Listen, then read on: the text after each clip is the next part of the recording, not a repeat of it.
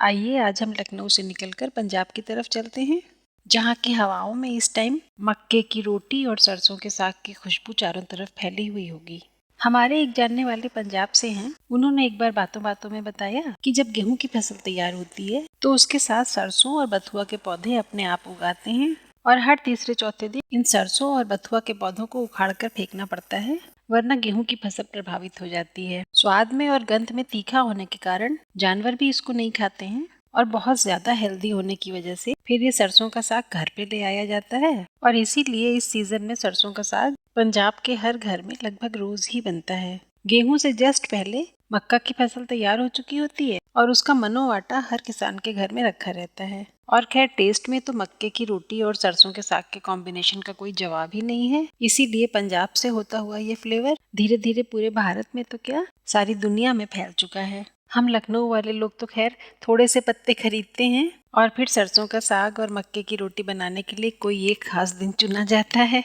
जैसे कि मैंने कल ये सरसों का साग खरीदा और बड़ी सफाई से बड़ी मेहनत से इसको साफ करके धो के मैंने कल ही इसको जिपलॉक पैकेट में रख दिया था, लेकिन फिर भी थोड़े से पत्ते पीले पड़ ही गए थे, जिसको अभी मैंने छांट बीन कर निकाल दिया। और अब इन साग के पत्तों को हमें मोटा मोटा काट लेना है। ऐसा कोई बारीक काटने की जरूरत नहीं है क्योंकि इनको अभी हमें बॉईल करना है। कोई पत्ता अगर हल्का फुल्का पीला पड़ गया हो तो चलेगा, लेकिन अगर आपको ऐसा लगे कि ज्यादा सूख गया है, ज्यादा पीला हो गया है तो उसको निकाल दीजिए, वरना टेस्ट खराब कर देगा।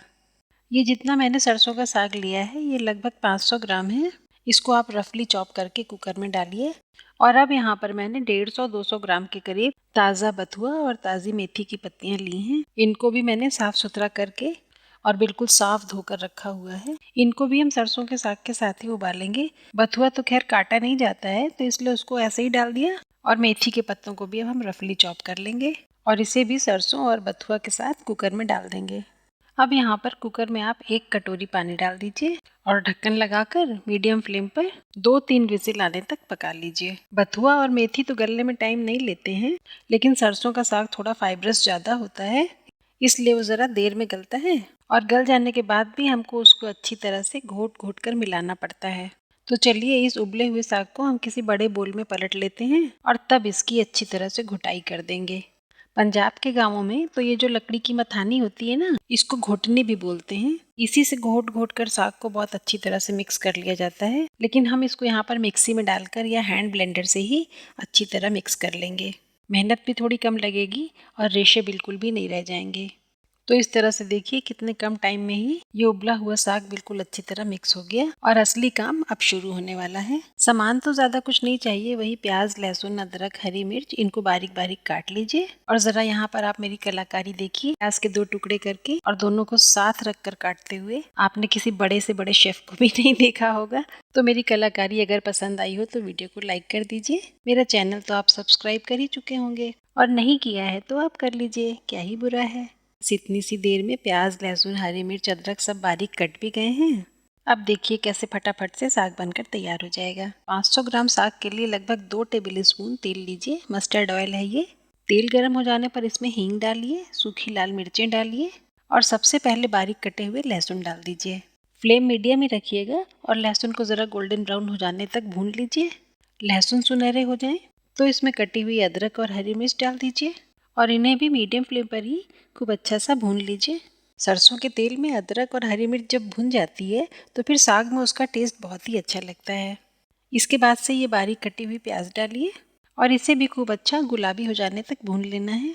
जब आपको लगे कि प्याज का पानी एकदम सूख गया है और ये सुनहरी होने ही वाली है, तब आप कढ़ाई में धनिया पाउडर ऐड करिए। इस पूरे प्रोसेस में फ्लेम हमको मीडियम ही रखनी है, ना हाई ना लो। धनिया पाउडर जब थोड़ा सा भुन जाए तब आपको इन सब के ऊपर से कढ़ाई में ये घोटा हुआ साग ऐड कर देना है। इस पूरे कंटेंट को खूब अच्छी तरह से मिक्स कर लीजिए और लगभग 2 मिनट तक इसी तरह चलाते चलाते इसका थोड़ा सा पानी सूख जाने दीजिए। मीडियम फ्लेम पर लगातार चलाते रहने से ये ऑयल में भुने हुए प्याज, लहसुन, हरी मिर्च, अदरक और उबला हुआ सरसों का साग ये सब कुछ आपस में अच्छी तरह मिक्स हो जाए।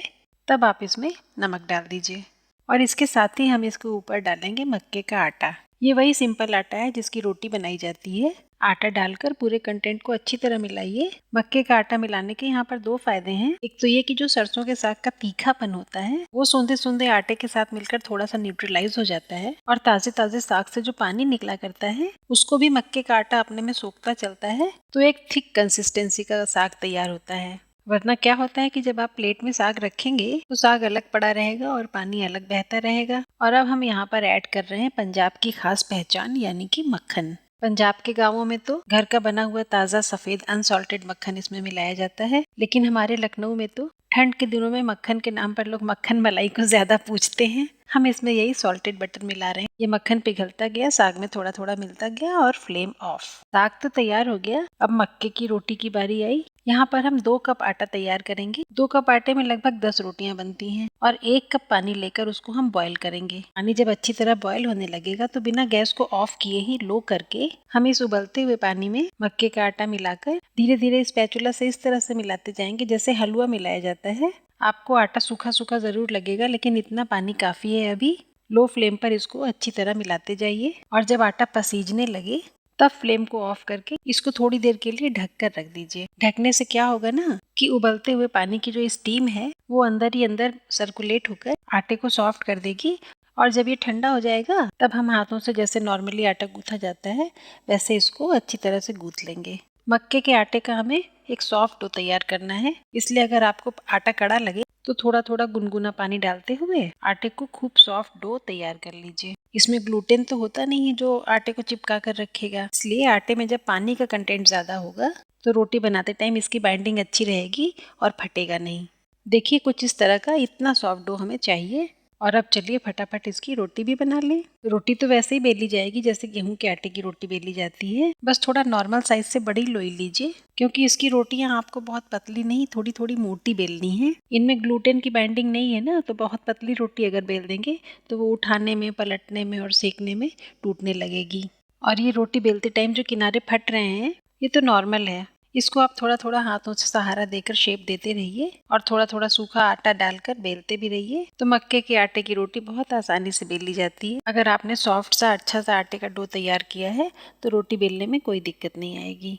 बेली हुई रोटी को चकले पर से हल्का सा खिसका कर उठाइए और आराम आराम से गर्म तावे पर डाल दीजिए। फ्लेम मीडियम रखिएगा, बहुत हाई नहीं, क्योंकि मक्का मोटा अनाज है और रोटी भी थोड़ी मोटी बेली गई है, इसलिए एक साइड सिकने में लगभग 1.5-2 मिनट तो लगेंगे ही। एक साइड सिक जाए तो फिर इसको पलट दीजिए और 1.5-2 मिनट फिर से सिक जाने दीजिए। 2-3 बार तवे पर इसी तरह रोटी फ्लिप करते रहिए, तो फिर देखिए ये अपने आप फूलने लगेगी। जब रोटी फूल जाए और इसके अंदर भाप भर जाए तो चिमटे में लेकर इसको डायरेक्ट गैस की आंच पर घुमाते घुमाते सेक लीजिए, तब ये थोड़ी थोड़ी लाल लाल भी सिक जाएगी और कच्चे रहने की भी कोई गुंजाइश नहीं रह जाएगी। आप यहाँ पर देख ही रहे हैं, मैं 2-3 रोटियां बना चुकी हूँ और सब की सब कितनी अच्छी तरह फूली हैं। और ऐसा सिर्फ इसलिए हुआ है क्योंकि हमने आटे का डो बहुत ही अच्छी तरह से नियम पूर्वक तैयार किया है। अब इन गरम गरम फूली फूली रोटियों में बटर इसी समय लगा दीजिए ताकि वो पिघल जाए। देखिए रोटियां कितनी सॉफ्ट भी बनी हैं, बिल्कुल भी कड़ी नहीं है। बस इसी तरह से सारी रोटियां बना लीजिए। सब कुछ तैयार हो गया है, अब सिर्फ इसको सर्व करना रह गया है। और मक्के की रोटी और सरसों का साग सर्व करने का भी अपना एक अलग स्टाइल होता है। इसके साथ घूंसा मारकर तोड़ा गया प्याज खाया जाता है और साथ में थाली में रखते हैं ताजे ताजे गुड़ की मीठी मीठी डलियां। देखिए हमारे देश का कितना अच्छा कल्चर है। हर प्रदेश का और हर मौसम का खाना पीना कितना अलग होता है, जो कि वहाँ के मौसम और वहाँ की फसलों के हिसाब से होता है। आज की ये खूबसूरत सी डिश आपको कैसी लगी मुझे कमेंट करके जरूर बताइएगा। अगले वीडियो में किसी और खास फ्लेवर से सजी हुई कोई अच्छी सी डिश लेकर आपसे मिलने आऊंगी। तब तक bye bye and take care.